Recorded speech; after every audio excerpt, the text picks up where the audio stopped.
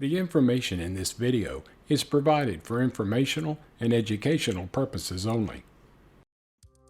Hey everybody, welcome to another edition of the Morale Monologue. My name is Michael Morale. Okay, so I want to talk to you about a topic that I think is very important for all of us with SMA to talk about from time to time. I'm not going to talk about clinical trials. I'm not going to talk about upcoming treatments. I'll be doing a lot of that in the coming weeks. But I want to talk to you about mental health because it's a topic that I think many of us with SMA are going to have to address at one point in our life. Whether you're young, whether you're my age, or whether you're older than I am, which probably not many of you are, but it's a topic that I really believe that we need to focus on every once in a while, just to make sure that we're taking care of ourselves.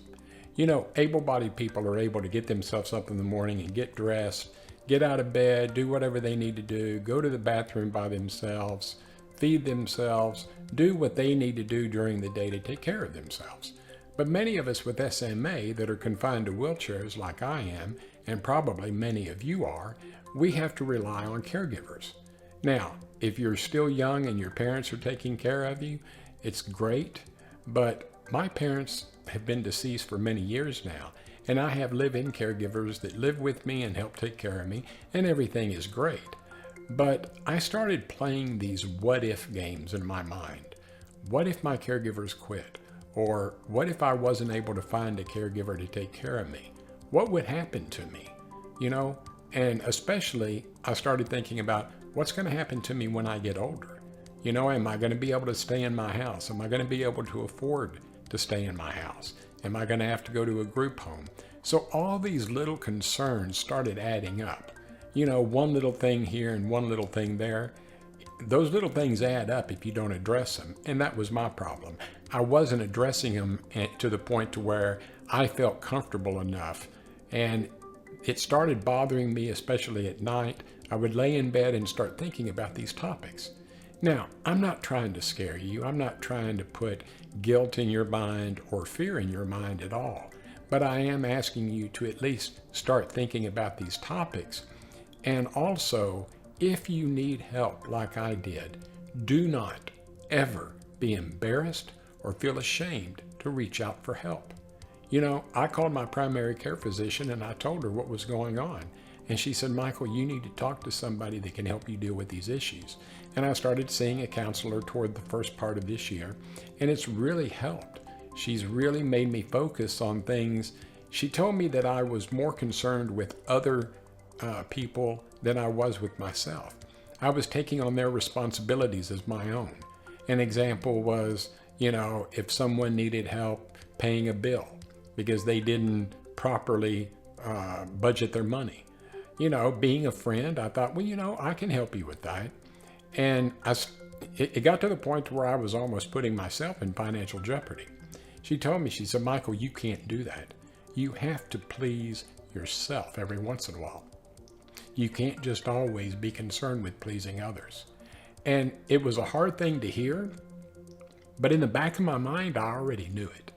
You know, sometimes you know something, but until somebody else points it out to you, you know, it can be a snake in the room and it would bite you if you didn't at least know that somebody else knew about it. And that was my problem, was that I wasn't admitting to myself that I needed to take care of my mind, my mental state, and make myself happy versus always trying to make others happy. You know, I was afraid that if I said no, they wouldn't want to be my friend. You know, and I'll give you an example.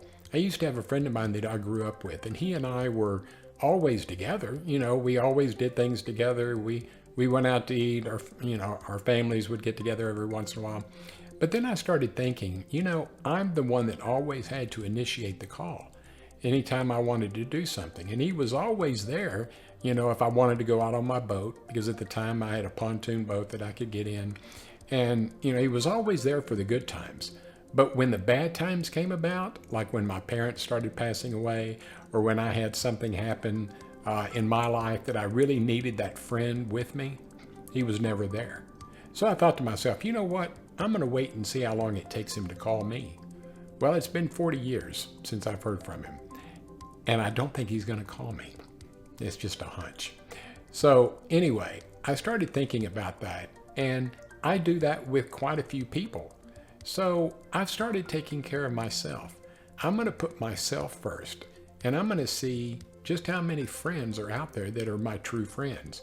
And I know who they are, and I've talked to them about it.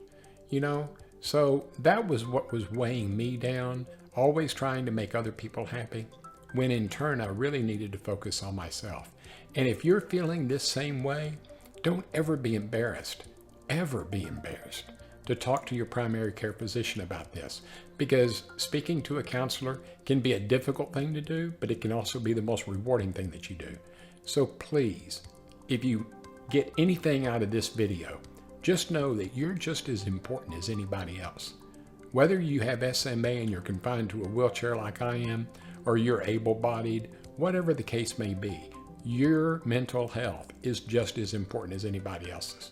So please make sure that you take care of yourself also, okay? Don't give up on your friends. Don't exclude them, but just let them know that, hey, when you need help, you expect them to be there.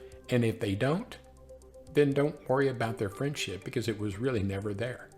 Friends are there for good and bad. And if they're not there for the bad times and the good times, they're really not your friend. So that's what I'm having to deal with. And I'm sure that many of you are probably feeling the same way. Again, it's just a hunch. But please, talk to your doctors if you need some counseling. Counseling has definitely helped me. And I know that when the time is right, if you need it, it'll also help you as well. Hey, if you enjoyed this episode of the Morale Monologue, please give me a thumbs up, and also please subscribe to the SMA News Today YouTube channel as well. We would greatly appreciate it. Remember, when you do subscribe to the channel, be sure to click on the bell icon. That way you'll be notified of any new videos that we do. We at SMA News Today hope all of you have had a great day. Do me a favor, please, in the coming week, do something for yourself that's going to make you a better person. Until next time, take care of yourself, and I'll talk to you in a couple of weeks. Bye-bye.